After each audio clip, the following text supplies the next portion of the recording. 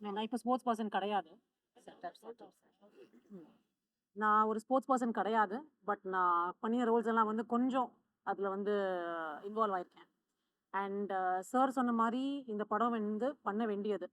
And என்னோட role ஒரு கோச்சா I think எனக்கு ரொம்ப சந்தோஷமா இருக்கு. பிகாஸ் இந்த ஸ்ட்ரகிள் பண்றவங்கள பத்தி எனக்கு பேசுறதுக்கு ஒரு சான்ஸ் கிடைச்சிருக்கு. பிகாஸ் என்னோட ஃப்ரெண்ட்ஸ் நிறைய பேர் ஸ்போர்ட்ஸ்ல இருக்காங்க. ஸோ அவங்களோட ஸ்ட்ரகிள்ஸ் எல்லாம் கேட்டுட்டு தான் இருக்கேன். And very big thanks to Thenpathiyan sir எனக்கு இந்த ஆப்பர்ச்சுனிட்டி கொடுத்ததுக்கு, என்ன நானா காட்டினதுக்கு ரொம்ப ரொம்ப சந்தோஷமா இருக்கு ரொம்ப நாள் கழிச்சு. And very big thanks to KGR sir is well. இங்கே சார் இருக்காங்க. KGR sir is well. I think உங்களுக்கு எல்லாம் படம் பிடிச்சிருக்குன்னு நினைக்கிறேன். ஸோ ப்ளீஸ் உங்க ஹெல்ப், உங்க பிரசன்ஸ் வந்து எங்களுக்கு ரொம்ப சந்தோஷமா இருக்கு. Thank you so much. என்ன சொல்லணும் தெரியலையே. தோன்றதை சொல்லுங்க. தேங்க்யூ எல்லாம் ஜேபி. நான் அதான் இப்போ ஜேபிட்டு சொல்லிட்டு இருந்தேன். Thanks to you and Rajesh, thanks to you. இந்த மாதிரி ஒரு எக்ஸ்பீரியன்ஸ் யாரோ கேட்டார் நீங்கள் நிஜமாவே லாயரான்னு. அதான் I think that's the best compliment I could have got. நான் லாயர் இல்லை, பட் இந்த ரோல் இவர் கொடுத்தப்போ டயலாக் எல்லாம் படித்தப்போ எனக்கு ரொம்ப சந்தோஷமாக இருந்தது. தமிழ் படம் நான் ரொம்ப ஈஸியாக பண்ணிவிடுவேன். பிகாஸ் நான் முந்தி 3 மலையாள படம் பண்ணியிருக்கேன். ஆனால் செட்டில் வந்தப்போ என் தமிழ் வந்து ஒரே மலையாளமாக இருந்தது. பட் உங்களுக்கு எல்லாம் அது பிடிச்சிருக்கு, எனக்கு ரொம்ப சந்தோஷம். Only thanks to JP, all the hard work, Rajesh, all the assistant directors, Arun, the whole team, the team or மாதிரி ஒரு we are a family now, and this family asking for your appreciation. Thank you.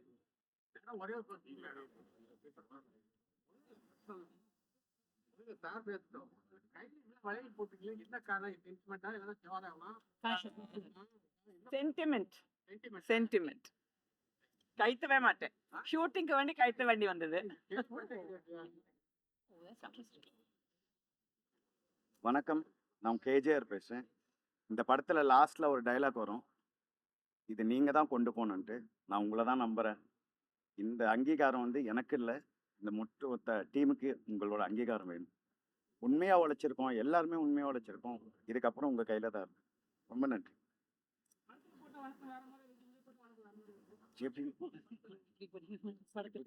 அது கோவத்தில் போகிறது, இது இப்படி போகிறது. அது கோவம், இது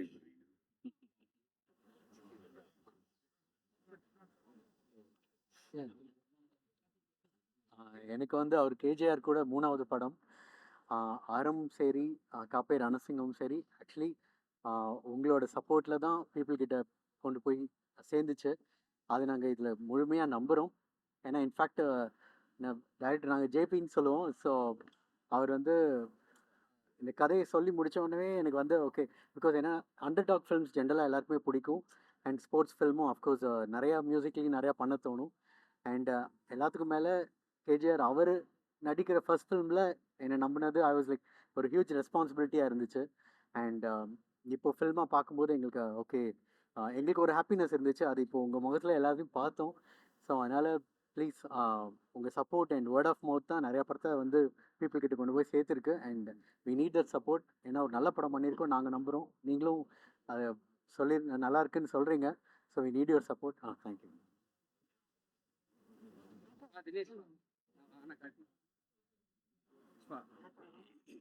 அத்தனை பேருக்கும் வணக்கம். அங்கீகாரம்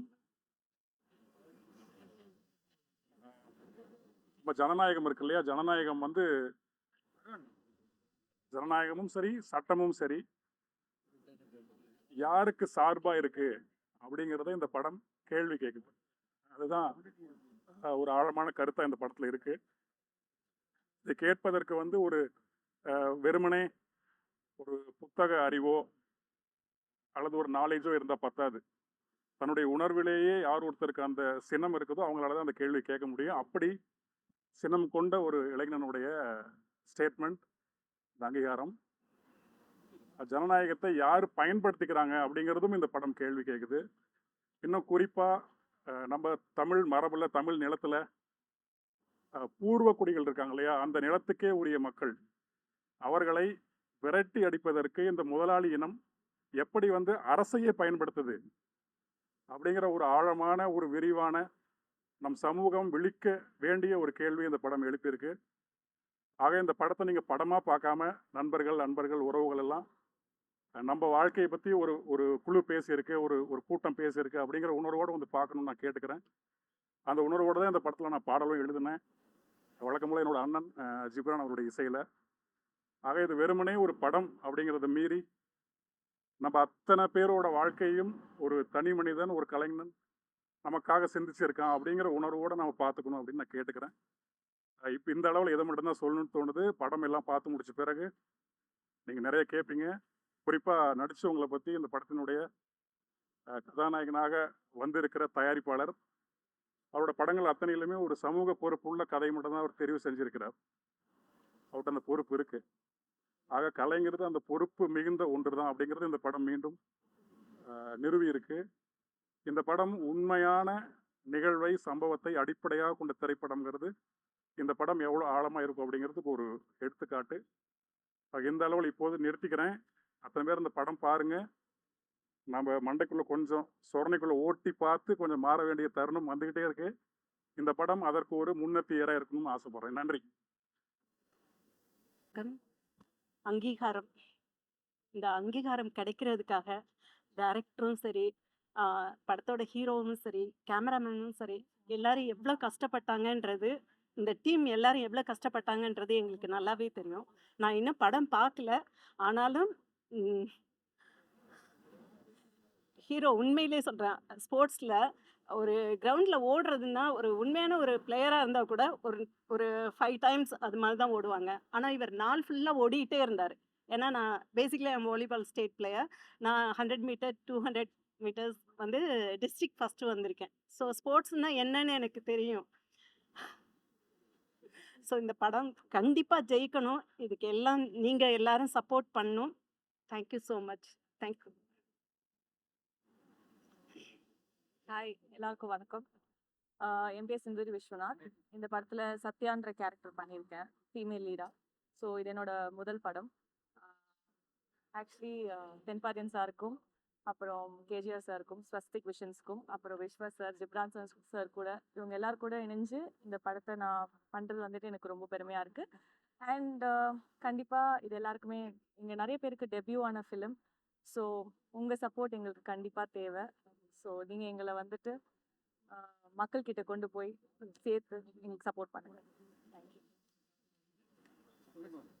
அங்கீகாரம். கேஜிஆர் சார் ஃபஸ்ட்டு அவர் அறமில் ஆரம்பித்து காப்பே ரணசிங்கம், அயலான், டாக்டர், ஹீரோ, இப்படி பெரிய ப்ரொடியூசராக விஸ்வாசம் அவர் தான் ரிலீஸ் பண்ணார். இவ்வளோ பெரிய ப்ரொடியூசரு அவர் இன்ட்ரடியூஸ் ஆகும்போது என்ன மாதிரி படம் பண்ணுவார் அப்படின்னு நம்ம வரும்போது அவர் ஒரு கதைக்குள்ளே நாயகனாக இருக்கணும்னு ஆசைப்பட்டு அதே ஸ்போர்ட்ஸ் சம்மந்தமானதை பண்ணியிருக்காரு. வாழ்த்துக்கள் சார். அவரோட உழைப்பு இந்த படத்தில் நீங்கள் பார்த்தா தெரியும். அவர் வந்துட்டு மாதிரி ஜாலியாக நடிச்சுட்டு போகலாம், வேறு என்ன மாதிரியான படம் வேணால் பண்ணலாம். பட் இவ்வளோ எஃபோர்ட் போட்டு தன்னோட உடம்பை வருத்தி அந்த கதைக்கு என்ன தேவையோ அதை சிறப்பாக பண்ணியிருக்காரு. டைரக்டர் தென்பதியான் சார், அவரோட வசனங்கள் ஒன்றுமே நீங்கள் இந்த படம் பார்க்கும்போது கண்கலங்க வச்சிரும். ஏன்னா ட்ரெய்லரு நீங்கள் பார்க்கும்போது அதிலே வரும். நீங்கள் பார்க்குற 20 செகண்ட் கிடையாது சார் என் வாழ்க்கை. அதுக்கு பின்னால் என்னோட 29 வருஷ கஷ்டம் இருக்குன்றது. ஏன்னா இது வந்து நாட் ஓன்லி ஸ்போர்ட்ஸு, நீங்கள் எந்த ப்ரொஃபஷனில் ஜெயிச்சவங்களாக இருக்கட்டும், இன்னைக்கு எளிய மக்கள் எல்லா பேத்துக்குமே ஒரு ஒரு எனர்ஜி கொடுக்குற ஒரு வசனங்கள். அம்மா அவங்க பேசியிருப்பாங்க, இந்த வீட்டிலேருந்து நம்ம நிம்மதியாக தூங்குற வீட்டுக்கு என்னைக்கு போகிறோமோ அதுவரை நம்ம வாழ்க்கை எப்படி தான். அப்படி ஒவ்வொரு வசனத்துக்குள்ளேயும் ஒரு வாழ்வியல், அதுக்குள்ளே ஒரு ஒரு படத்துக்கான கதையாக இருக்கிற மாதிரி இருந்தது. நிறைய இடங்களில் சார் பேசுகிற இடங்களில் உங்களுக்கு கண் கலங்கிடும். அது உணர்வு பூர்வமாக அதை நம்ம ஃபீல் பண்ணவங்களுக்கு தெரியும். அது அந்த கண்களை வச்சுருவோம். டிஓபி சார் அவர் உங்களுக்கு ப்ரோமோ பண்ணியிருக்காங்க. மேம் வசுந்தரா மேம், அப்புறம் சிந்தூரி அவங்களோடதுமே ரொம்ப சூப்பராக பண்ணியிருக்காங்க. ஒரு ஃபஸ்ட்டு படம் இன்ட்ரொடியூஸ் ஆகும்போது அவங்களுக்கு நல்ல ஒரு படமாக பண்ணியிருக்காங்க. அவங்களுக்கும் வாழ்த்துக்கள். அப்புறம் சார் ரொம்ப நாள் கழித்து சாரோட சேர்ந்து வேலை பார்த்து ரொம்ப சந்தோஷம் சார். ரொம்ப ஒரு ஹாப்பியாக இருந்தது இந்த படத்தில் வேலை பார்த்துட்டு. ஏன்னா நான் வந்து இதில் வந்து ஒரு ஸ்போர்ட்ஸு டிபார்ட்மெண்ட்டில் இருக்க ஒரு ஆஃபீஸில் இருக்க ஒரு அசிஸ்டண்டாக ஒர்க் பண்ணியிருக்கேன். முதல் படம். இந்த படம் ஒரு எஃபர்ட் போட்டிருக்காரு.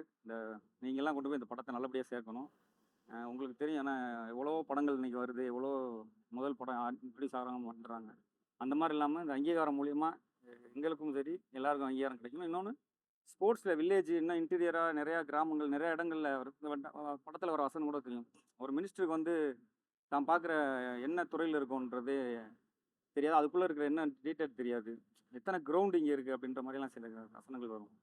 ஸோ இதை பார்த்துட்டு கண்டிப்பாக அடுத்து ஸ்போர்ட்ஸில் கலந்துக்கிற ஸ்போர்ட்ஸு சம்மந்தமாக போகிற எல்லா பேருக்குமே ஒரு பெரிய எனர்ஜியாகவும் இருக்கும். அவங்களும் ஸ்போர்ட்ஸில் பெரிய லெவலில் வருவாங்க. இது போய் அரசோட காதுக்கும் இது போய் மினிஸ்டர் ஆதவ் அர்ஜுனா இருக்கார். கண்டிப்பாக இந்த படம் வந்து அவரும் பார்க்கணும். அவரை பார்க்க வச்சா இது மிகப்பெரிய ஒரு மாற்றம் ஏற்படும் இங்கே நம்பிக்கை இருக்குது. நன்றி. ரொம்ப நாளைக்கு அப்புறம் இந்த படத்தில் நான் இருக்கேன். First of all thanks to JP sir and Thenpathiyan sir and Swastik Visions KGR sir. இங்கே இருக்கிறவங்க ஆக்சுவலாக மோஸ்ட்லி 80% பீப்புளுக்கு பின்னாடியில் வந்து நான் தான் சீனியர் மோஸ்ட்டாக இருப்பேன்னு நினைக்கிறேன். நீங்களாம் பார்த்துருப்பீங்க. பட் ரொம்ப நாளைக்கு அப்புறம் ஒரு சின்ன ரோலாக இருந்தால் கூட நல்ல படத்தில் இருக்குன்ற ஒரு சந்தோஷம் எனக்கு இருக்குது. அதுக்கு ரொம்ப தேங்க்ஸ். அண்ட் நீங்கள் பார்த்துருப்பீங்க படத்தை பற்றி. எல்லாருமே உணர்வுகளை உணரக்கூடிய ஒரு படமாக அமைஞ்சிருக்கும். அதில் நானும் ஒரு அங்கமாக இருக்கேன். இந்த படத்துக்கு அப்புறம் எனக்கும் மறுபடியும் ஒரு அங்கீகாரம் கிடைக்கிறதுக்கு உண்டான ஒரு ஆரம்பமாக இருக்கும்னு நம்புகிறேன். நன்றி. தேங்க்யூ. ஐயோ டேரக்டர் கேளுங்க.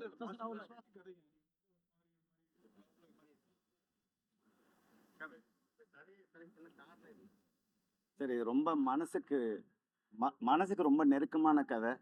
ப்ளஸ் நான் கடந்து வந்த லாஸ்ட் 7 வருஷத்தோட வலி எல்லாம் சேர்ந்து இந்த படம் எனக்கு ரொம்ப கனெக்ட் ஆச்சு. அதுதான் மெயின் காரணம்.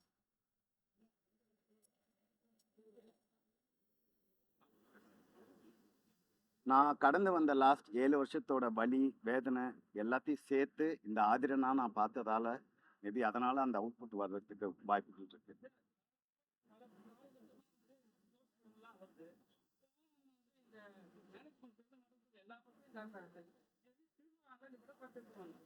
இந்த படத்துல நாங்க கேட்ட கேள்விக்கு பதில் சொன்னாவே நான் திருப்பியும் சொல்றேன், நம்ம தமிழ்நாட்டுல இருந்து 10 பேர் ஒலிம்பிக்ல செலக்ட் ஆகும். நானாண்ணே தஞ்சாவூர்ண்ணே.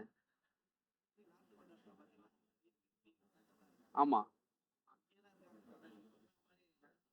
ஆமாண்ணே ஆமாண்ணே ஆமாம்.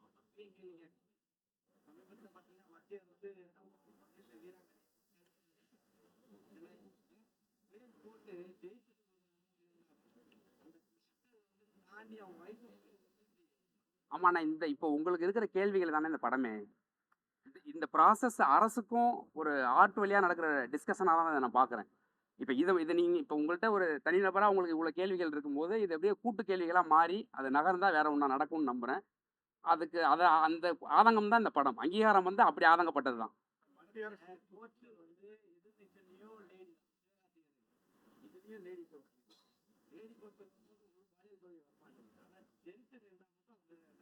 இல்லைண்ணே, நம்ம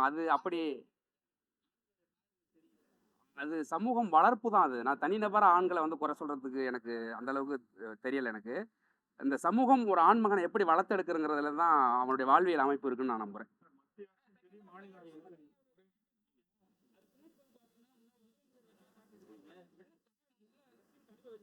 இல்லைண்ணே, அந்த பின்னாடி இருக்கிற சீன் வந்து நாங்கள் உருவாக்குனது இல்லை. அந்த கடற்கரையில் நாங்கள் எடுக்கும்போது இருந்தது. இருங்க, நான் சொல்லி முடிச்சிடறேன். இருங்க, நீங்கள் ஒரு கேள்வி கேட்டிங்கன்னா சொல்லி முடிச்சிடறேன். அப்போ அந்த தூய்மை பணியாளர்கள்லாம் எப்பவும் உட்காந்து ஒரு டீ சாப்பிட்றதுக்கு ஒரு இடம் ஒன்று இருக்கும். அதுக்கு அந்த இடம் நல்லா இருக்கிற மாதிரி இருந்ததுனால அது நம்ம உட்காந்தது. அந்த பின்னாடி செவத்தில் இருக்கிற மஞ்சப்பை வந்து இந்த படத்துக்காக நாங்கள் கிரியேட் பண்ணதில்லை, அது அங்கே இருந்தது.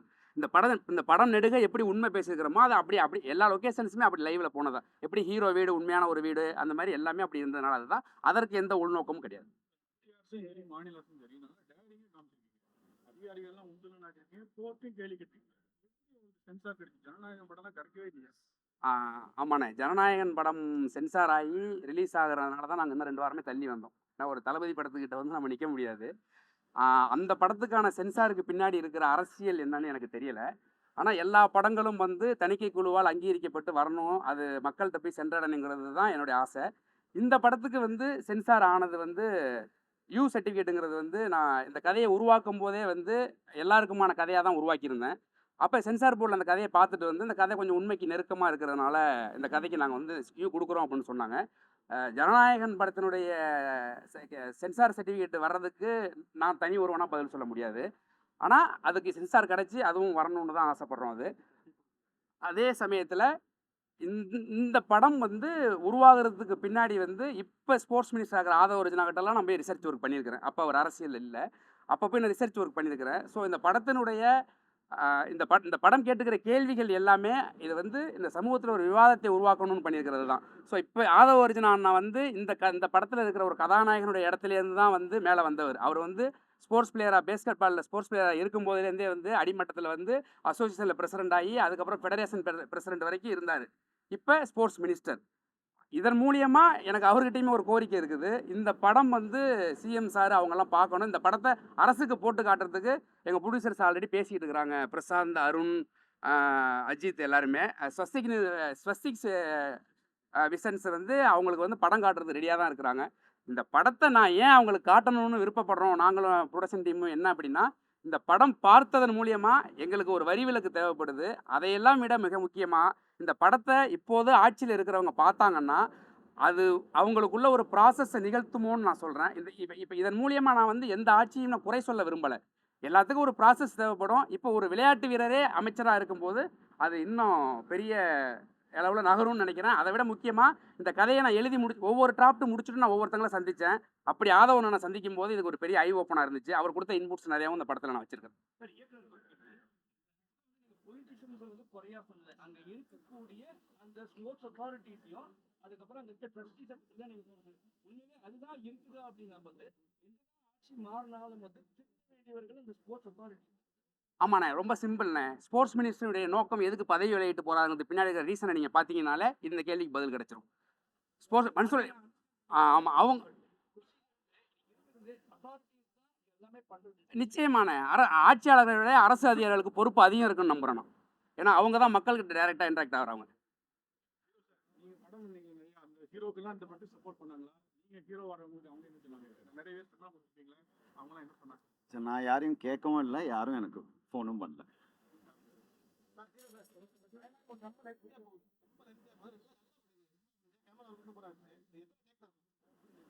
27 டேக் போச்சு. ஆனால் அவர் ஓகே பண்ணது ஃபர்ஸ்ட் ஷாட் தான்.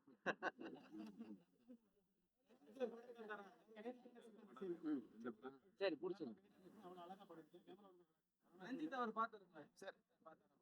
ரஞ்சித் சார் இன்னும் பார்க்கல, அவர் பிஸியாக இருக்கிறதுனால கேட்டிருக்கிறேன். அவர் பார்ப்பார், சீக்கிரம் பார்ப்பார். சார், நீங்கள் கேமரா ஒர்க் நல்லா இருக்குங்க. இந்த படத்தில் கேமராமேன் விஸ்வா, புதுசாக எடிட்டர் லான்ச் பண்ணியிருக்கோம் தினேஷ், இவங்க 2 பேரும் பெரிய பலம்.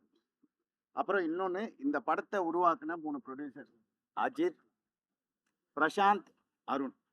இவங்களை நீங்கள் சப்போர்ட் பண்ணீங்கன்னா இவங்க இதே மாதிரி இன்னும் 2 படம் எடுப்பாங்க. சப்போர்ட் பண்ணலன்னா திருப்பி அவங்களும் கமர்ஷியல் படம் தான் எடுப்பாங்க, சண்டை படம் தான் எடுப்பாங்க, போதை கலாச்சாரம் இதுதான் போவாங்க என்ன மாதிரியே.